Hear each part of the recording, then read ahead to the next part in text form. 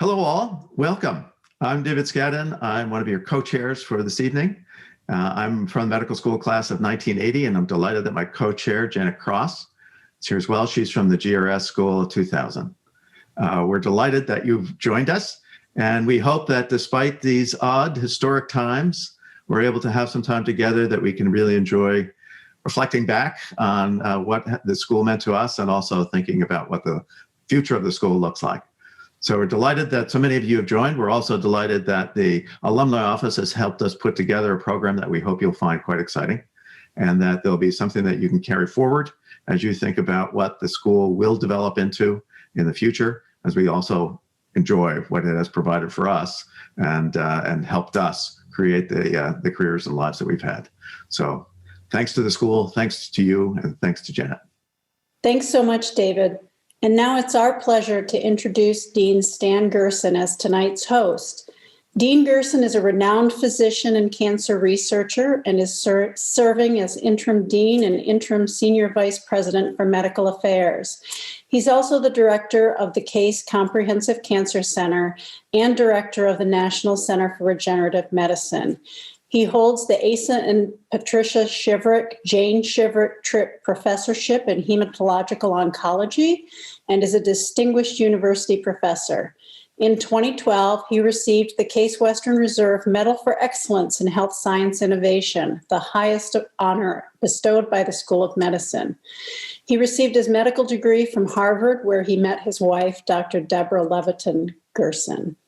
In addition to his long list of current titles, Dean Gerson is extraordinarily well published, is a member of a long list of boards and professional societies, and his discoveries have been licensed in a number of companies. I remember first encountering Dr. Gerson when he would introduce speakers at the Cancer Center seminar.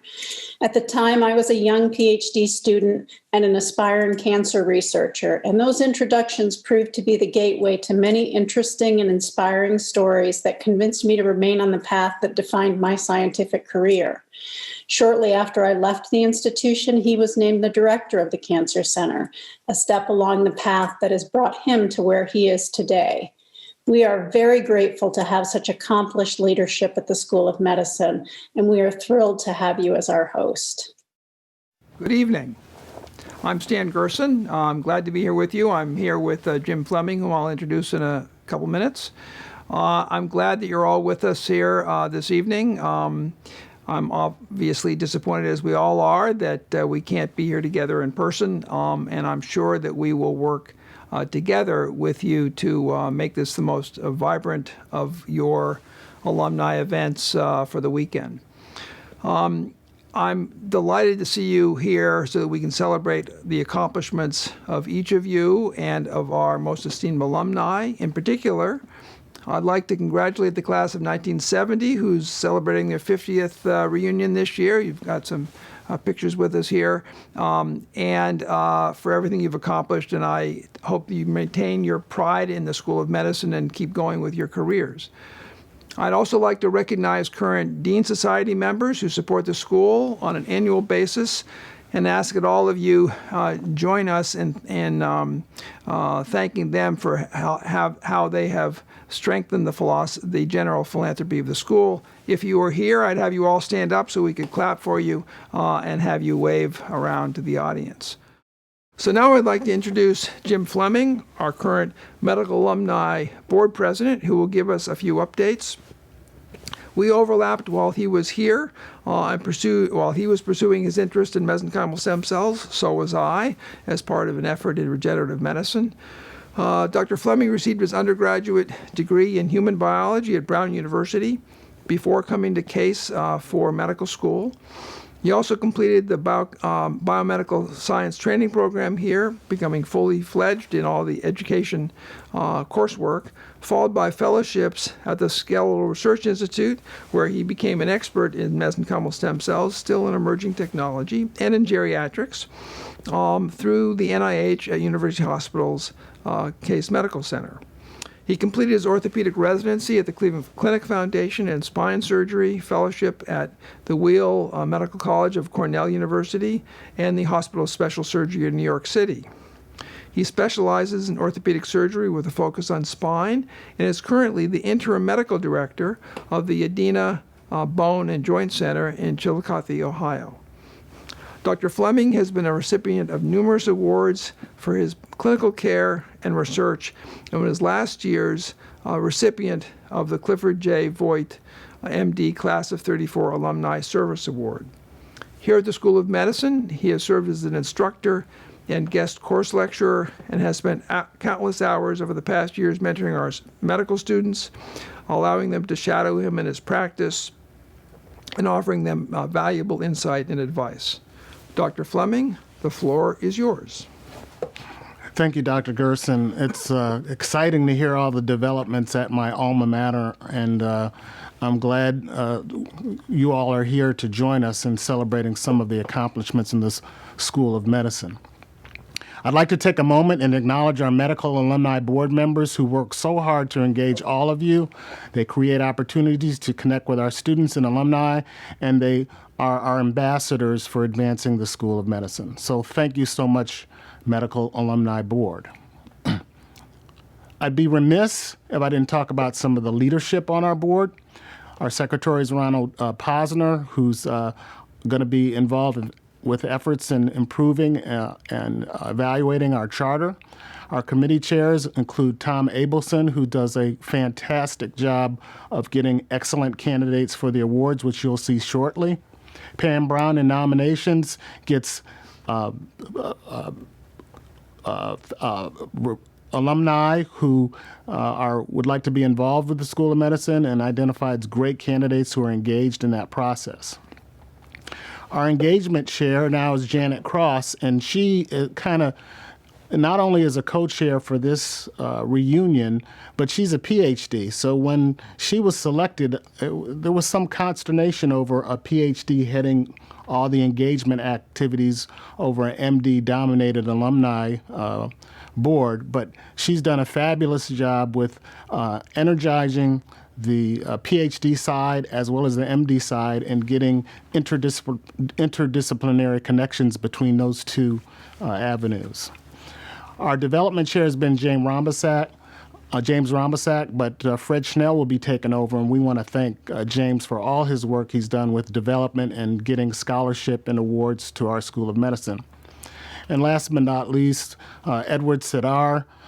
He's a fellow spine surgeon. He's mentored me in my leadership process for the School of Medicine, and he's been involved with heading our communications committees, but has been involved with many aspects of the School of Medicine and our alumni board. I'd also like to thank our reunion class leadership, especially those years that end in 0 and end in 5. A special shout out to the class of 1970, their 50 year. They're here, welcome. They're largely represented here at our reunion. But I want to thank to all the committee chairs who have contacted alumni, arranged donations, gotten people to get involved with the reunion, etc. Through your efforts, you've made this a quite successful event.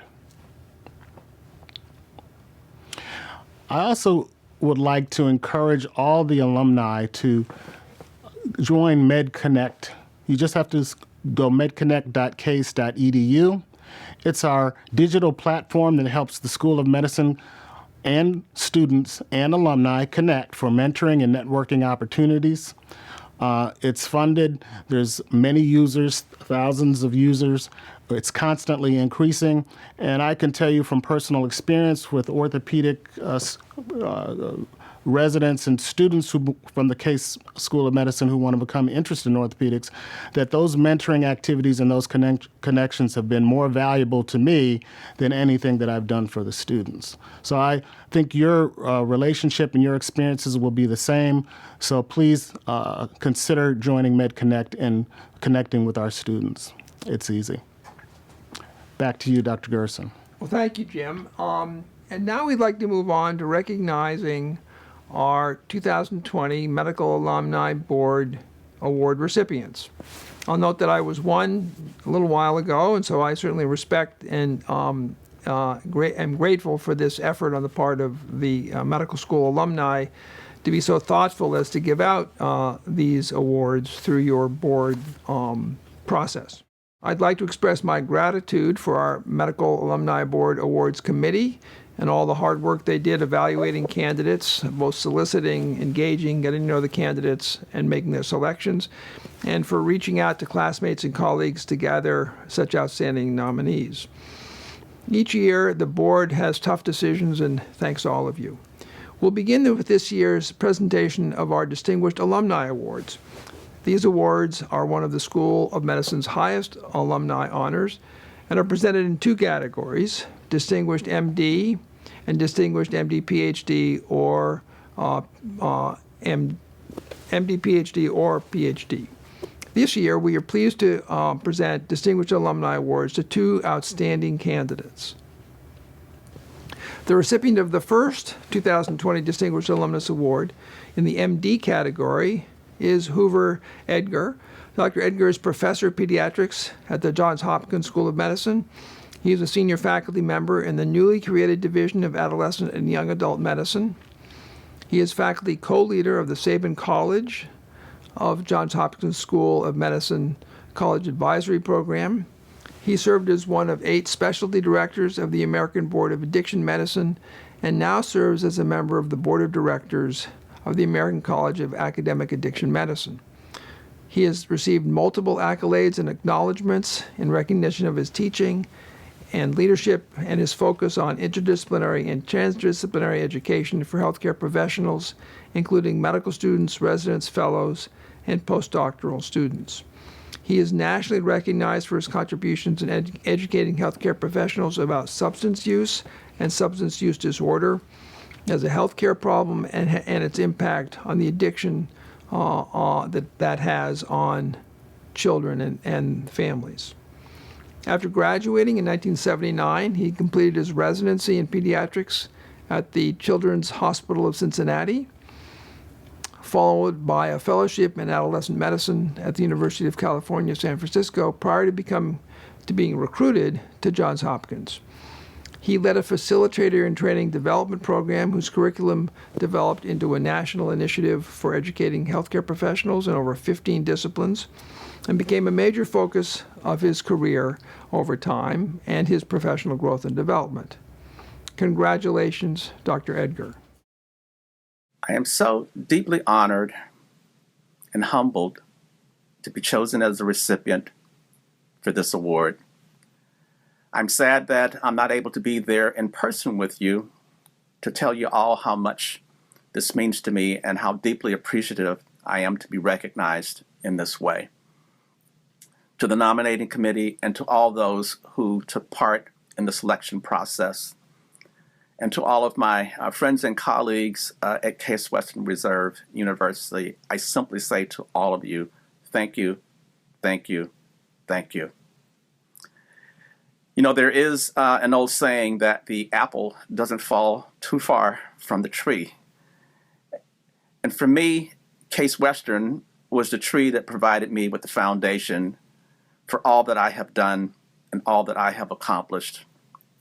Moreover, even though I am not still in Ohio, my roots and my family and my heart is still there. It is so interesting that many of my initial support networks for much of my early work on educating health professionals about the impact of substance use disorders on children and families emanated from my relationships with treasured colleagues here at Case Western, such as Ted Perrin, Tony Graham, and others.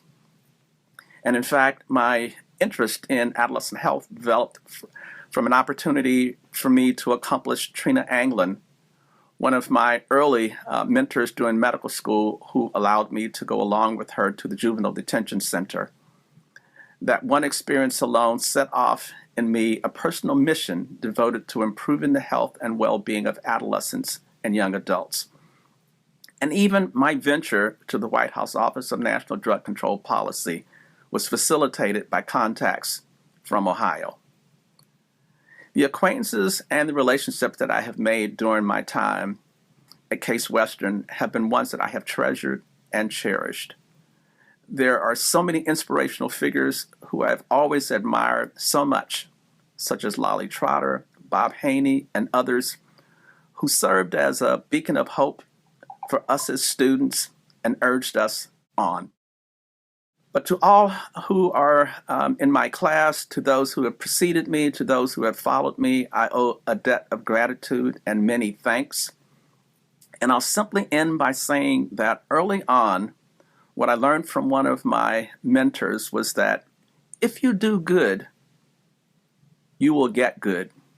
And all that I have tried to do over my career is to do good work with no expectation of getting anything back in return. And this award is more than I ever could have expected, and I'm so thrilled to be recognized in this way from Case Western Reserve. Thank you so much. The second 2020 Distinguished Alumni Award in the MD category is Dr. Robin Jump. Dr. Jump earned both her MD and PhD at Case Western Reserve University through the Medical Science Training Program. After completing her fellowship in infectious diseases at University Hospital's Case Medical Center, Dr. Jump joined the Geriatric Research Education and Clinical Center at the Veterans Affairs Northeastern Ohio Healthcare System. She is currently an Associate Professor of Medicine here at Case Western Reserve University. Her long-term academic interest is to decrease the adverse effects of antimicrobials in older adults. She implemented an antimicrobial stewardship program at the VA's long-term care facility. She also recently developed a tele-stewardship program for rural VA settings and was the senior author on a consensus statement about urinary tract infections in nursing home residents. Dr. Jump is a T. Franklin Williams Scholar and received a Young Investigator Award in Geriatrics from the Infectious Disease Society of America, Education and Research Foundation, National Foundation for Infectious Diseases. Thanks for all you've done, Dr. Jump. Hello, everybody. My name is Robin Jump. I'm an Associate Professor of Medicine at Case Western Reserve University in Cleveland, Ohio. And it's my privilege and honor to accept the 2020 Distinguished Alumni Award in the MD-PhD category. I'm very touched and inspired by being selected for this award, and I'd like to extend my thanks to the Medical Alumni Board for selecting me for this honor. I came to Cleveland in 1996, which was a long time ago, and my ambitions at the time were to get training as a physician and scientist and to embark on a basic science research career and have a wet lab with lots of cell culture and perhaps some animal studies as well. Many years later, I find that I am actually doing clinical and translational research, and I'm firmly grounded and continuously inspired by the work that I do in clinical settings, as well as by the work that we're doing in the research arena. For my scientific training, I need to give a great deal of thanks to Dr. Alan Levine and Dr. Stephen Emancipator. And I think one of the biggest products from that time was the critical thinking skills that I gained, including reading the literature, going back to the literature, rereading things, and questioning my assumptions. And I carried those lessons with me through to my clinical practice as well. During residency, I was particularly driven, I don't want to say inspired, but driven by 4 of my patients that died in about a 6-month period from C. difficile infection. And I came to find that one of the world's experts was right here in Cleveland, and that's Curtis Donsky, who's one of our fabulous scientists at the VA in Cleveland and also on faculty at Case. He was very gracious and welcomed me to be part of his lab and part of his research team.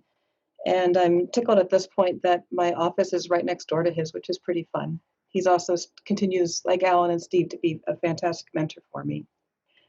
When I completed my ID fellowship, Curtis and Robert Bonomo were instrumental in creating a place for me at the VA. Robert has also been an amazing mentor, scientist, leader, role model. And I also need to thank Dr. Usha Stiefel, who's our section chief of infectious diseases at the VA, who gave me not only the independence to develop this clinical practice, but also continues to provide amazing career mentorship to me.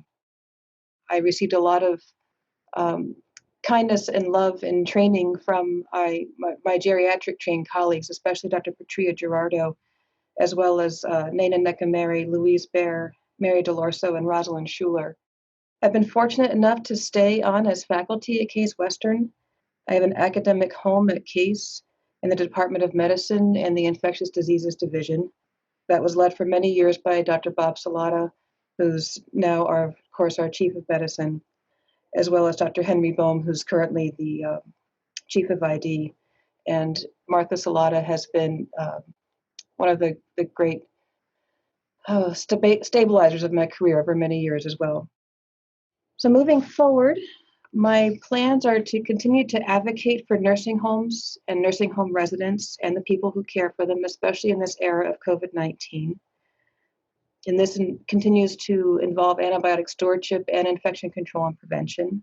I want to express my gratitude to my amazing colleagues at the VA, including David Kennedy, Pooja Van Epps, Marion Scalwaite, our pharmacists, Amy Hirsch, Sharoni Sims, and Ukwin Akpoji, as well as Ann Ross and Kaylee, who work with us in the division.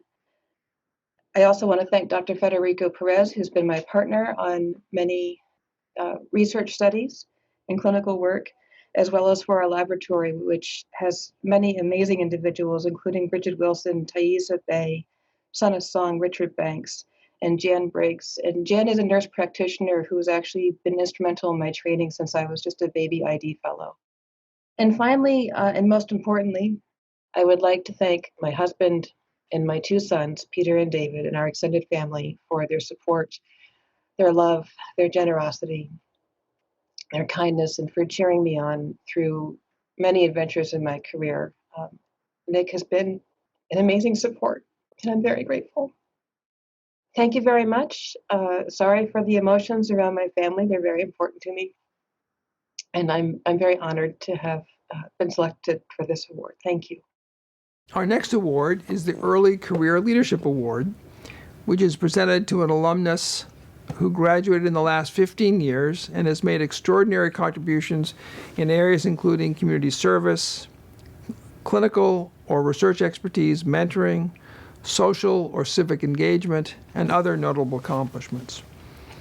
This year, we're pleased to honor Dr. Renee Salas with the 2020 Early Career Leadership Award. Dr. Salas's career has focused on the intersection of climate crisis, health, and healthcare delivery through research, education, and outreach.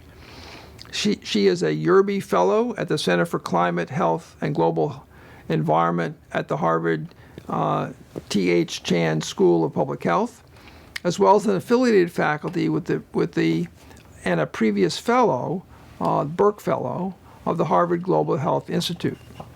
She is a practicing emergency medicine physician. Dr. Salas engages in research to better understand how climate change is impacting the healthcare system and to develop evidence-based adaptation. She is widely published in her field, engages with media and lay audiences, and is an internationally invited speaker on this subject. She serves on the Planning Committee for the National Academy of Medicine's Climate Change and Human Health Initiative, and has received the Clinician Teacher Development Award from the Massachusetts General Hospital and the Shore Fellowship from Harvard Medical School. Quite a set of accomplishments. Congratulations, Dr. Salas. As I join you all virtually, I first want to acknowledge our current moment, and I pray that you and your loved ones are healthy and well during these unprecedented times. It is truly an honor and privilege to receive the inaugural Early Career Leadership Award. It was completely unexpected and deeply meaningful. Thank you. Congratulations to all of the other award winners tonight who paved the road that I walked during my time in Cleveland. We are always molded by our environment, but there are certain moments where that molding influence is especially profound. And one of those times in my life was during medical school as a member of the first class of the Cleveland Clinic Lerner College of Medicine, or CCLCM, as we fondly call it, of Case Western Reserve University School of Medicine. This program, its passionate professors, and my classmates taught me the skills that built the foundation I have relied upon since graduation. My training instilled many things, but notably 3 key things I want to highlight. Reflection, how to analyze my own weaknesses and knowledge gaps. Collaboration, how to work together towards a common goal. And courage, how to forge new paths. This foundation has served me in my care of patients and in the work that led to this award at the nexus of climate change health and healthcare delivery. Reflection. My own self-reflection drives what I do every day, but it also allows me to reflect larger. The parallels between the COVID-19 pandemic and climate change are clear. When we disregard science and have a delayed, ineffective, and inequitable response, people, our patients, suffer and die. Climate change harms the health of everyone today and disrupts our healthcare systems, with certain populations disproportionately bearing the health burdens, like children, the elderly, those with less economic means, and Black, Indigenous, Latino, and other people of color. And so the driver of climate change needs to be about health and equity. And we as medical professionals need to engage and amplify this message, especially as the importance of health to a well-functioning society has never been clearer. We have a decade to cut our greenhouse gas emissions in half to stave off the worst suffering and health harms of climate change. So the time is now. Now, there is nothing harder for me than a patient case where I don't have a treatment or a way to relieve their suffering. But we have the treatments for climate change. We just need the will to act. This gets me to collaboration.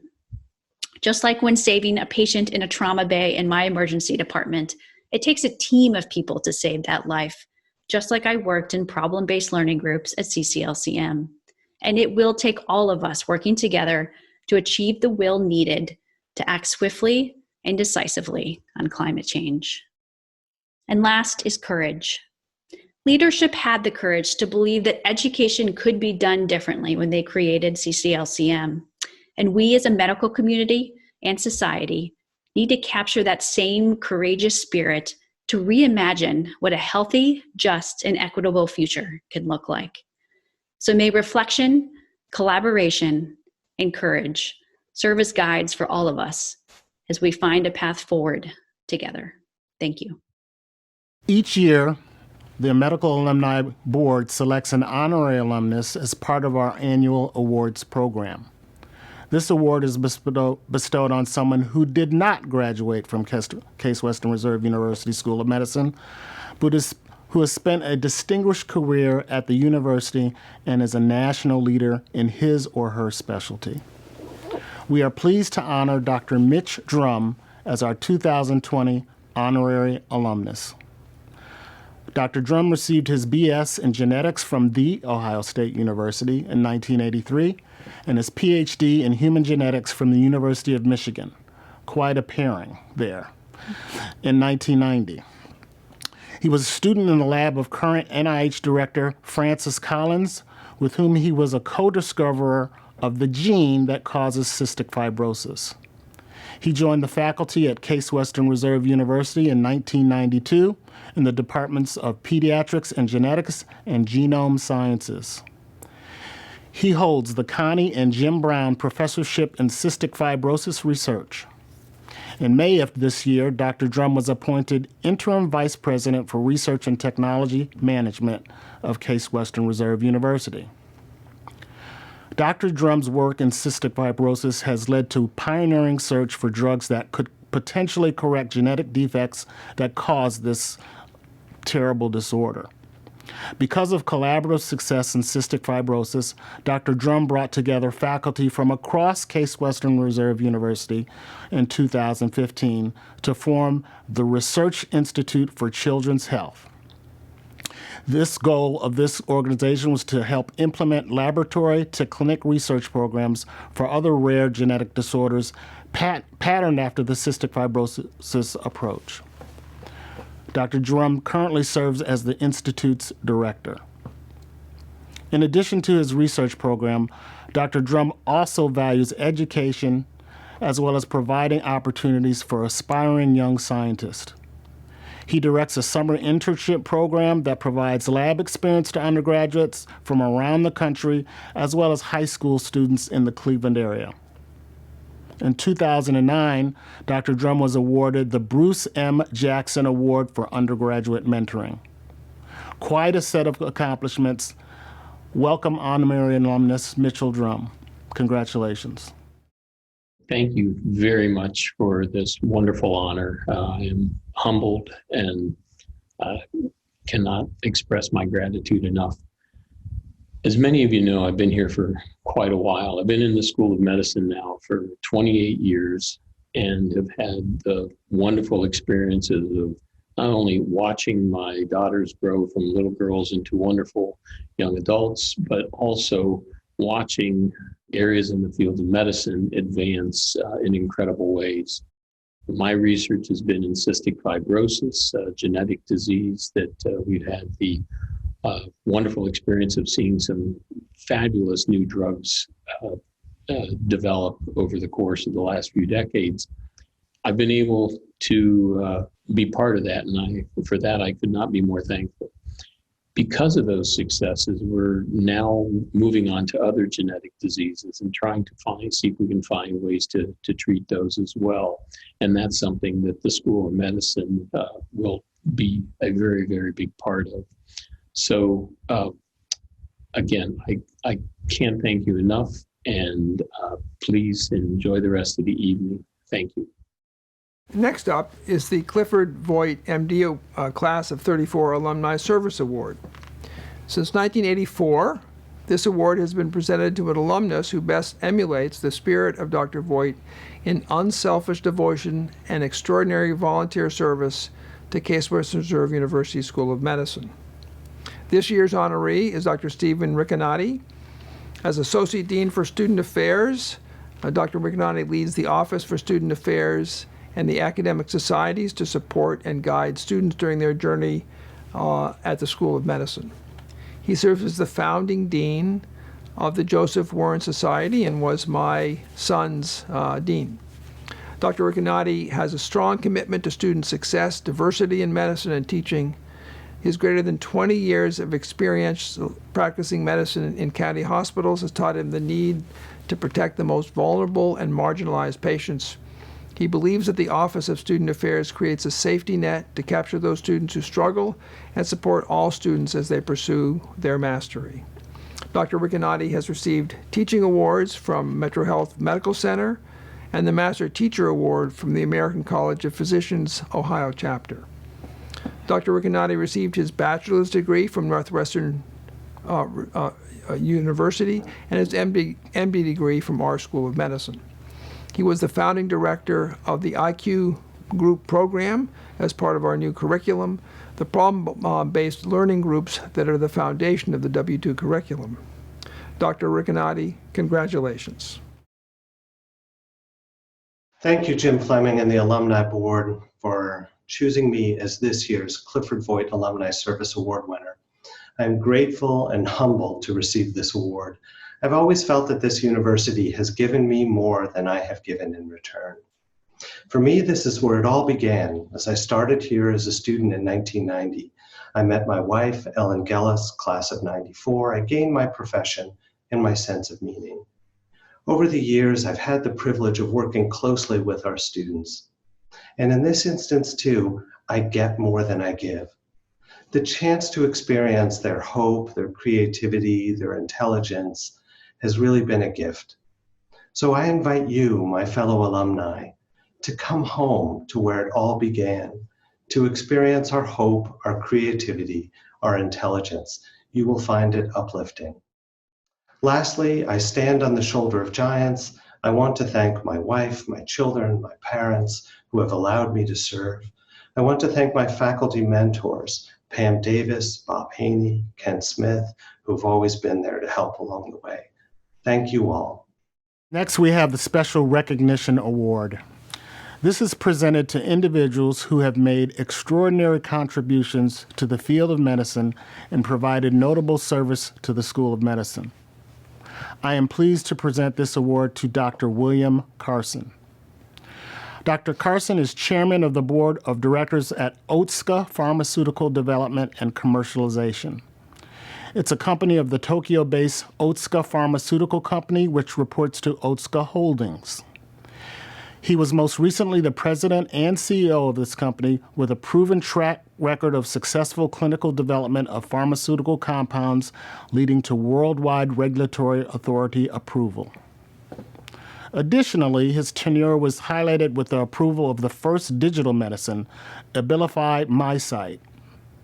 He is also chairman of the board of the Sozosai Foundation, a new philanthropic effort based in the U.S. for Otsuka. He is a board member of Prevail Therapeutics, Excision Biotherapeutics, and is on the board of trustees of Internet 2. He's also the board chair emeritus of the Sphinx organization, which advocates for parity and inclusion in the arts. Dr. Carson is board-certified psychiatrist and earned his undergraduate degree from Harvard College before coming to Case Western Reserve University for medical school. He's also a member of the American Psychiatric Association, the National Medical Association, and the Executive Leadership Council. For all that you've done, congratulations, Dr. Carson. It's my honor to receive the 2020 Case Western Reserve University Medical Alumni Board Special Recognition Award. I'd like to thank Dean Gerson, Dr. Fleming, Dr. Schneider, and the board members as well for this honor. From a rocky start to receiving the Ivan Shalit Prize for Clinical Excellence at graduation, Case Western Reserve taught me perseverance. Associate Dean Audrey Evans, I can still hear her laugh to this day. It's one of my fondest memories of Case Western Reserve. And Dr. Bob Haney were great examples of Black excellence. I thank them for their guidance and their support.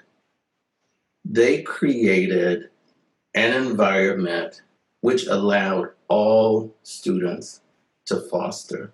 I really appreciated that. Doctors Lankowski, Ratnoff, and Rothschild were some of my greatest supporters and mentors. I really learned how to collaborate with colleagues in the relationship between Doctors Ratnoff and Rothschild, and saw how medicine itself was inclusive of psychiatry. And I think about that collaboration to this day.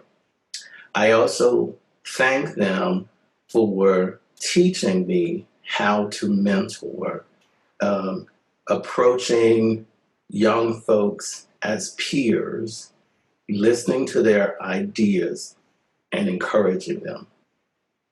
Thank you. My advocacy for patients with mental illness started at Case Western Reserve University. Throughout my academic career at the Medical University of South Carolina and my pharmaceutical career at Bristol Myers Squibb and finally at Otsuka, this advocacy has continued.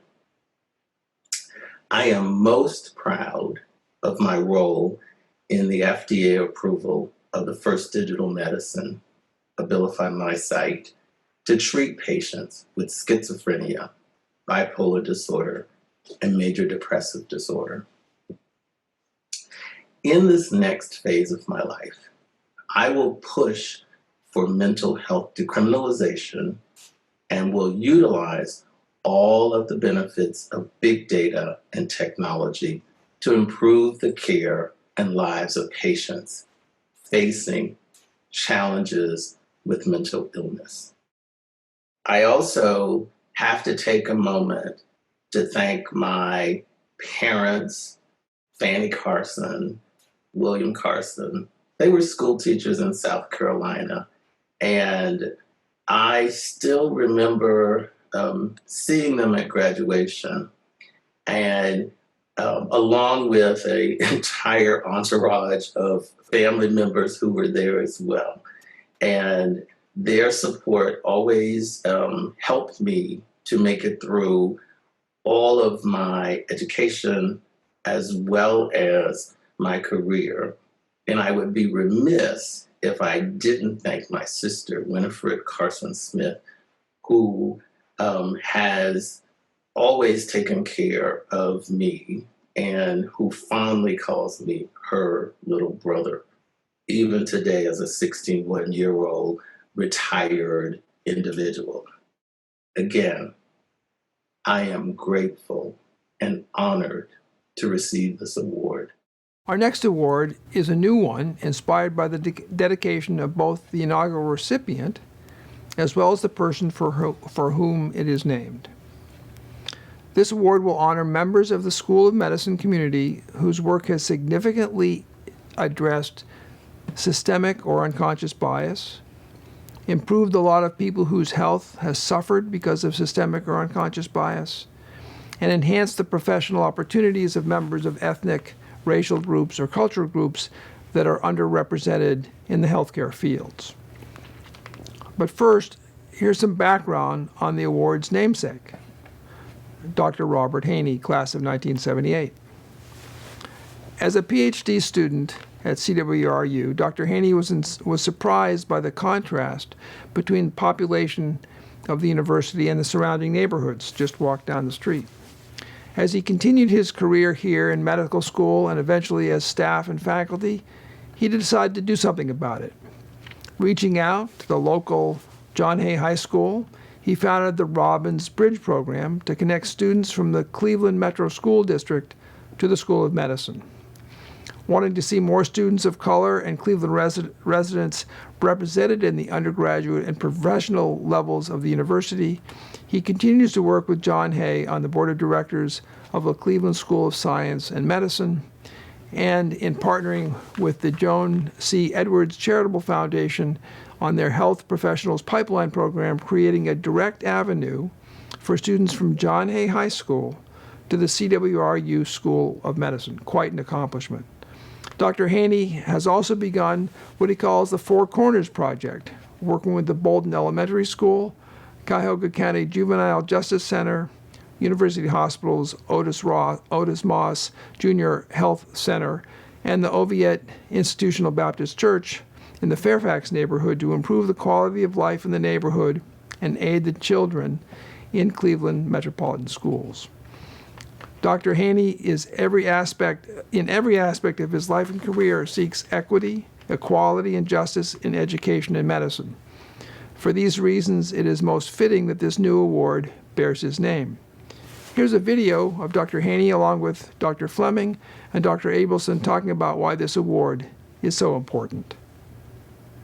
We're here assembled with an illustrious group here. Tom Abelson is chair of our awards committee, has done an exemplary job for some time. We have Dr. Bob Haney, who's a legend here at Case Western Reserve. And we're here today, we're going to talk about diversity and inclusion because we've come up with an award this year at the spearhead of the awards committee.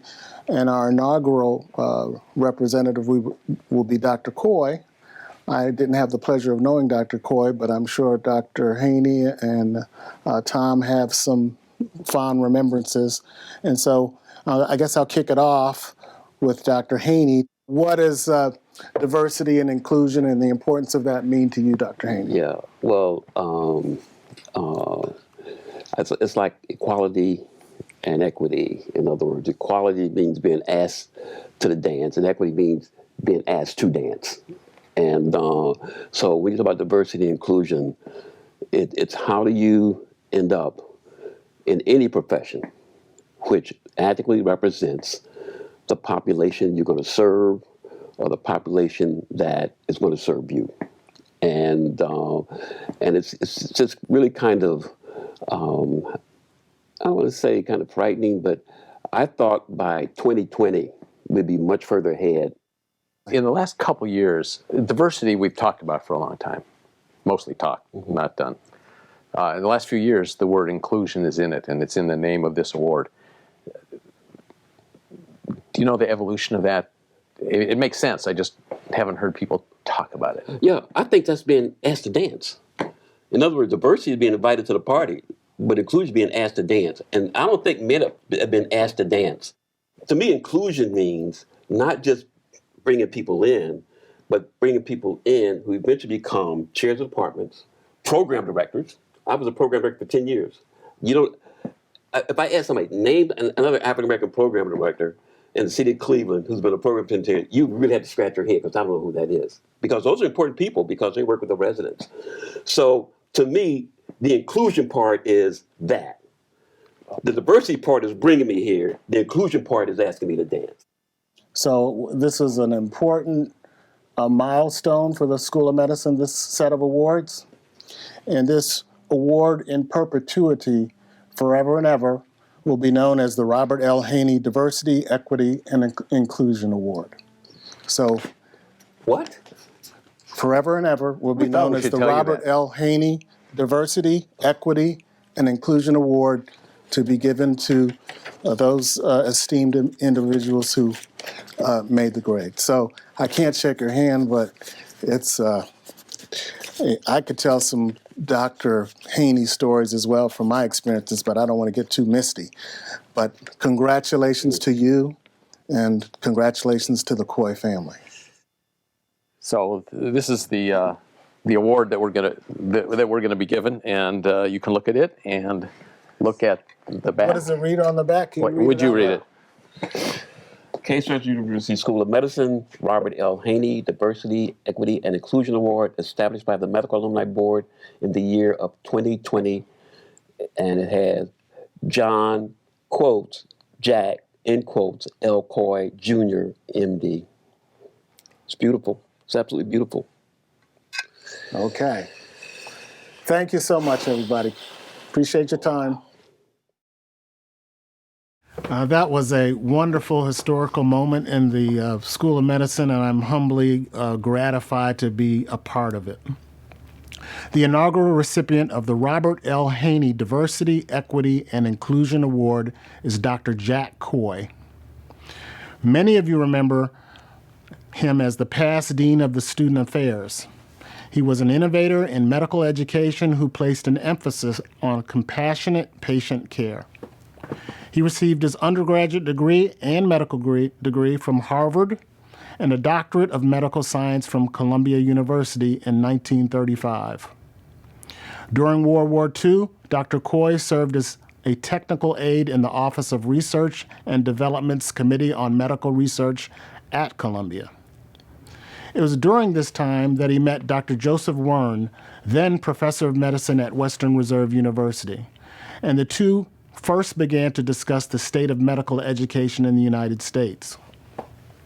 In 1945, Dr. Wern became the dean of the school and recruited Dr. Coy to serve as the first assistant dean of students and assistant professor of medicine. In 1952, Dr. Coy and Wern, working with Dr. Hale Ham, implemented a revised curriculum that has been credited with significantly shaping the direction of medical education nationwide. This curriculum, which is still the basis of our current curriculum, is based on organized instruction around body systems and introduces clinical experience to first-year students rather than later third-year students, as in most medical institutions at the time. In addition, the revised curriculum encouraged instructors to treat students as junior colleagues. It implemented a pass-fail grading system, and it recognized the importance of elective time in a student's overall education. It's part of what's made Case Western Reserve the best medical school in the country. At its core, the new curriculum sought to establish a new culture in medical education that aimed to balance medical science and compassionate medical care. It also favored a problem-solving approach over narrow, mindless memorization. In 1974, Dr. Coy, Wern, and Ham received national recognition for their efforts by receiving the Abraham Flexner Award for Distinguished Service to Medical Education from the Association of American Medical Colleges. Beyond his work in shaping curriculum, Dr. Coy played a key role in molding the educational experience at our medical school and in many other ways. Between 1945 until his retirement in 1974, he served as the primary interviewer of prospective medical students and continued to assist the medical school by interviewing students all the way until 1995. Early on, he broke with conventional practice by considering students with non-traditional backgrounds, including older students, women, minorities, and those with non-science undergraduate majors, his so-called bent arrows. Dr. Coy opened doors for so many students who have become mentors in their own right and now pay it forward, like Dr. Haney, who you have just seen. We are grateful for the opportunity to honor with Dr. Coy and Dr. Haney with this award, and congratulations to you both and your families. After that, it's hard to move on and do even more. But we have one special honor this evening, and that I have, and that is the final award, which is the Lifetime Achievement Award, which we are honored to bestow on one of our most distinguished alumnus, Dr. David Satcher. I have known of Dr. Satcher my entire career and have envied his impact and accomplishments. I was just talking to somebody from his class who said everyone knew David. David Satcher is a physician scientist and a public health administrator with an extensive track record in leadership, research, and community engagement. He is a Phi Beta Kappa graduate of Morehouse College, received both his MD and his PhD degrees from Case Western Reserve University School of Medicine, where he was also elected to Alpha Omega Alpha Honor Society.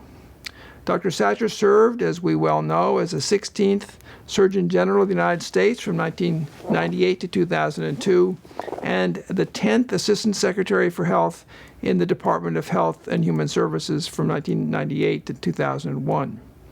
He also served as the Director of the Centers for Disease Control and Prevention, the CDC, and Administrator of the Agency for Toxic Substance and Disease Registry. Dr. Satcher has also held top leadership positions at the Charles R. Drew University of Medicine and Science, at the Meharry Medical College, and the Morehouse School of Medicine. He has received over 50 honorary degrees and has received numerous awards from diverse organizations and agencies. Currently, Dr. Satcher is the founding director and senior advisor for the Satcher Health Leadership Institute of the Morehouse School of Medicine in Atlanta, Georgia. In 2015, Dr. Satcher served as the Dean's Distinguished Lecturer. During that visit, he spent a significant amount of time with our students, sharing his knowledge and experience with them. Those students still refer to their conversation with Dr. Satcher as inspiring and transformative. Some of these students already knew quite well a bit about Dr. Satcher prior to his visit, and many are members of the society that bears his name here at the school. In recognition of Dr. Satcher's 50th reunion and in honor of his outstanding career that has brought pride to the School of Medicine and the city of Cleveland, I am pleased to bestow upon him an additional title of Lifetime Achievement Award recipient. Congratulations, Dr. David Satcher. I'm David Satcher, and I want to take this opportunity to thank Dean Davis and Dean Gerson, and especially the members of the Alumni Association, including my former classmates and schoolmates, for this very special award, this Lifetime Achievement Award. Now, it is true that I've had a lot of years to earn this award, but I am very grateful and very honored.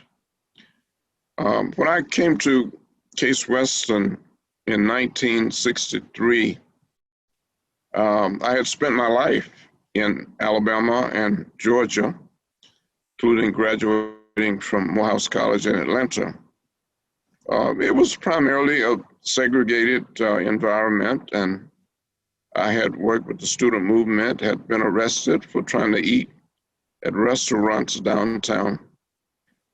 But I had had an experience that I think prepared me for medical school and medicine. But Case Western was quite a rich experience for me. I have great memories of the people there, of classmates, and community. I had some trouble identifying classmates at the time because I was in and out of graduate and medical school. So I had some of you as classmates in the medical school and some in the graduate school. But I think the time that I spent growing up in Alabama, being involved in the student movement in Atlanta, and certainly the 7 years at Case Western Reserve prepared me for a lifetime of service and leadership. I just recently completed a book called My Quest for Health Equity, and it describes that experience in these different environments in which I lived and worked. But I will always be grateful for the time that I spent at Case Western Reserve and the interaction that I've had since leaving Case Western Reserve. I have spent most of my career in leadership roles, in different institutions, and of course in government. And I want to thank all of those people who have worked with me and supported me. And I want to thank my family. When I graduated from medical school, I was married to Callie Francis, and she passed about 10 years later. And then a few years later, I married Nola Richardson, who passed just last year of Alzheimer's. So I've had a rich life. I've had a lot of support. I feel deeply blessed and honored to have been a part of the institution and of the alumni now. And I just continue to hope the best for each of you. And again, thank you for this very high honor, a Lifetime Achievement Award. Thank you. On behalf of the Medical Alumni Board and the School of Medicine, thank you once again for joining us this evening for your special evening as reunion time. And I want to thank the reunion leadership, the Alumni Board of the Medical School for making this entire evening possible and working hard to create a memorable weekend. Although 2020 will be memorable for many things, some of which happened in Cleveland, we hope you'll recount and engage with your reunion class and keep in touch with us. Be glad to hear from any of you. Have a good and safe evening and vote. Thank you.